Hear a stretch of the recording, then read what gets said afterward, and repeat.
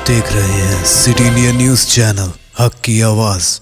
अस्सलाम वालेकुम नाजरीन, मैं अहमद अकरम अब्बास आप सभी का सिटी इंडिया टीवी के चैनल में इस्तकबाल करता हूँ।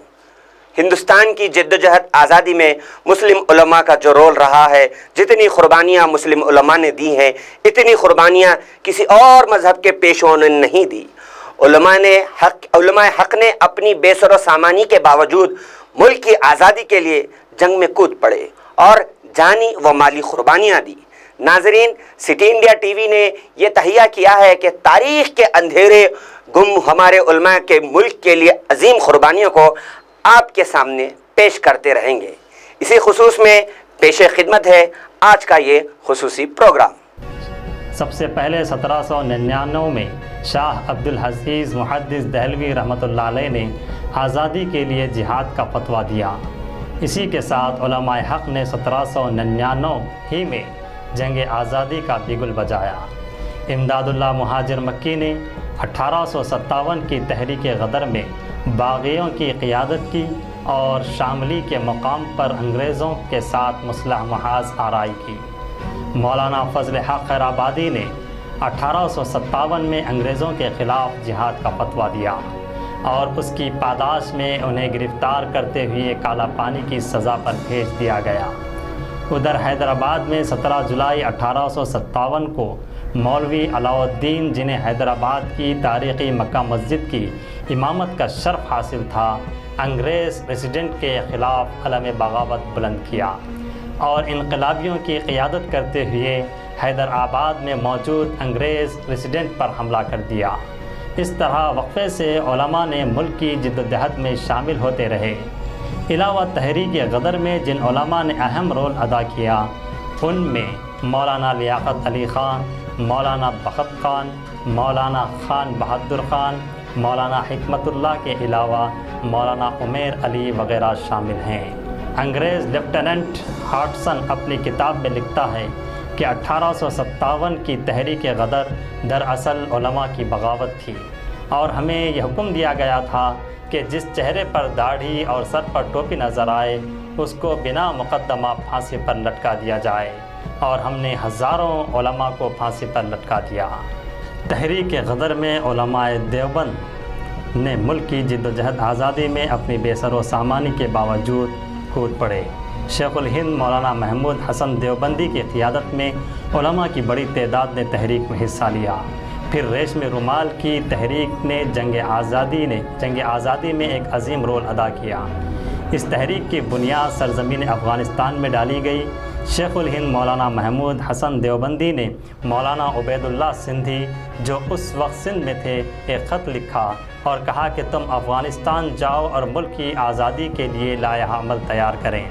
मौलाना सिंधी अफ़गानिस्तान गए और उस वक्त के अमीर अफ़गानिस्तान से मुलाकात की और हिंदुस्तान की आज़ादी के लिए मदद की गुजारिश की और हिंदुस्तान से मुख्तलिफ़ उलमा और नवाबों और राजाओं को बुलाया और वहाँ मुशावरत के बाद अंग्रेज़ों के ख़िलाफ़ हिंदुस्तान की एक ख़ुद मुख्तार जिला वतन हुकूमत का ऐलान किया गया, जिसका मकसद अंग्रेज़ों के ख़िलाफ़ मुसलह जिद्दोजहद का आगाज़ था। उस हुकूमत के सदर मिथिला के महाराजा महेंद्र प्रसाद और वज़ीर आज़म के तौर पर नवाब बरकतुल्लाह भूपाली को नामज़द किया गया। मौलाना सिंधी ने शेखुल हिंद को उन तमाम मराहिल से वाकिफ़ करवाने के लिए 3 रेशमी रुमालों पर सारी बातें तहरीर की और अपने मुअतमदीन के साथ हैदराबाद सिंध में अपने दोस्त शेख अब्दुल रहीम को भिजवाया।